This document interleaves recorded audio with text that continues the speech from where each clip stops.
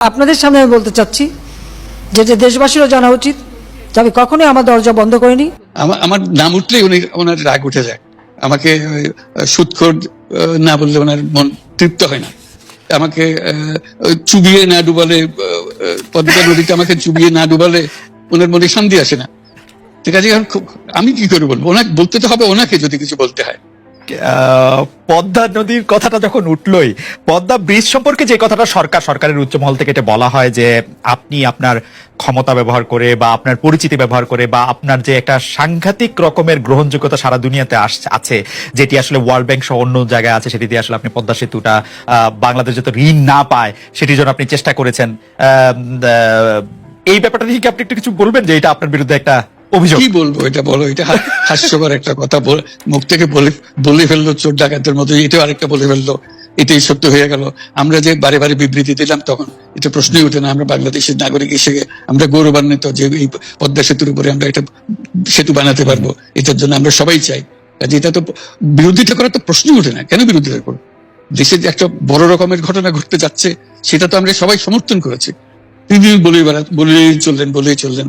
এখন একজনে বলতে থাকলে তো আমার করার কিছু তো নাই।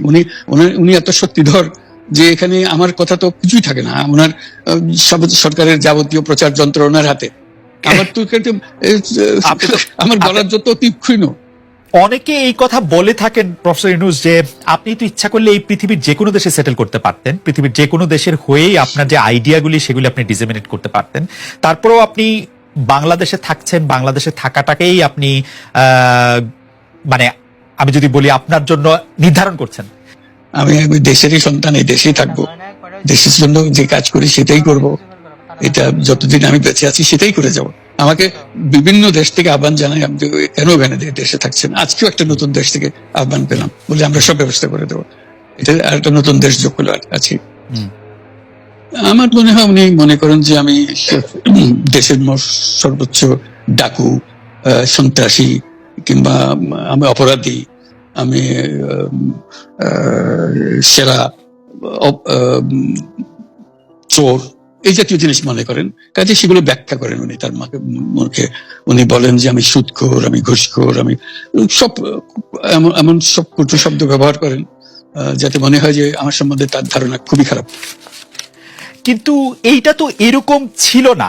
আমরা দেখেছি যে 96 থেকে 2001 সাল পর্যন্ত নানাভাবে এই সরকারি বা আওয়ামী লীগ সরকারি আপনার সাথে বা আপনি আওয়ামী লীগ সরকারের সাথে একসাথে কাজ করতে কোনো সমস্যা হয়নি। আপনি এইটার জায়গাটাকে একটু ব্যাকগ্রাউন্ডটাকে আমাদের একটু বলা যাবে যে আপনার কাছে কি মনে হয় কেন এই শত্রুতার বা কেন এই অপছন্দের বিষয়টা একটু সৃষ্টি হলো বা তৈরি হলো?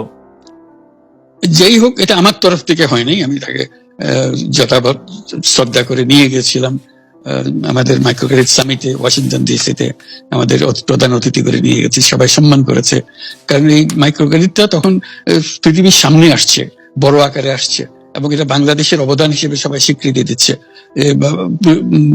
ওয়াশিংটনে দুনিয়ার সেরা যারা সবাই উপস্থিত ছিলেন, তার মধ্যে আমরা ওনাকে নিয়ে গেছিলাম এই জন্য যে বাংলাদেশের পক্ষ থেকে এই গৌরবটা যেন তিনি আমাদের পক্ষ হয়ে গ্রহণ করেন।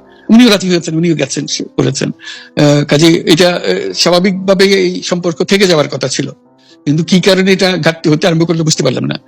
কিছুদিন পর থেকেই ওনার আচরণ এবং তার শব্দ পরিবর্তন হতে আরম্ভ করলো। এমন পরিবর্তন হলো এখন আমাকে চোট বদমাইশ ছাড়া আর কোনো বিষয় উনি মনে করেন বলে মনে হয় না আমার কাছে।